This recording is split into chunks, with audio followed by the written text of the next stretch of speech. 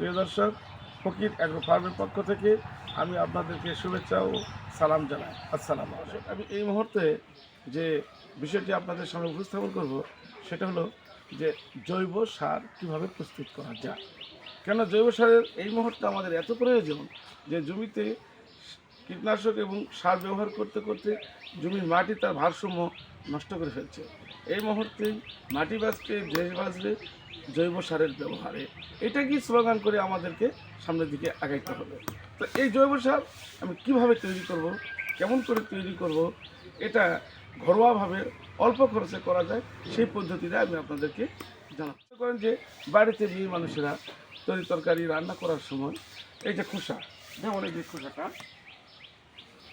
এই যে পেঁয়াজের খোসা, আপনার এই যে হচ্ছে আপনার কলার খোসা, তারপর হচ্ছে বিভিন্ন সবজির খোসা, তারপর হচ্ছে আপনার আলুর খোসা, এই যে খোসাগুলি এমনিতে আমরা নষ্ট করি বা ফেলে দিই। এইগুলো ফেলে না দিয়ে এই জিনিসগুলোকে বস্তাতে, টবে বা বালতিতে যেখানে খুশি রাখতে পারেন, যেমন আমি রাখছি বস্তাতে।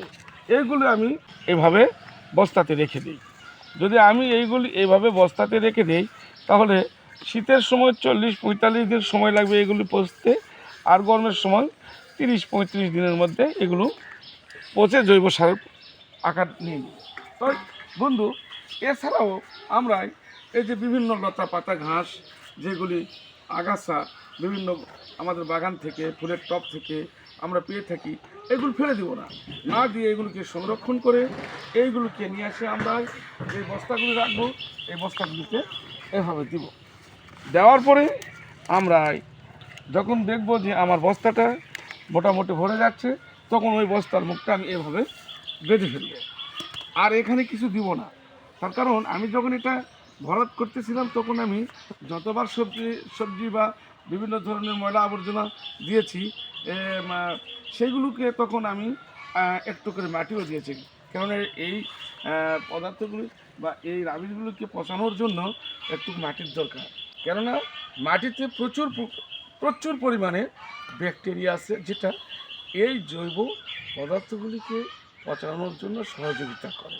তাই জৈব সার অল্প খরচে তৈরি করে আমাদের মাটির উৎপাদন ক্ষমতা বৃদ্ধি করতে হবে, তাহলে আমাদের কৃষকেরা সাশ্রয়ের খরচের মধ্যে উৎপাদন করতে পারবে।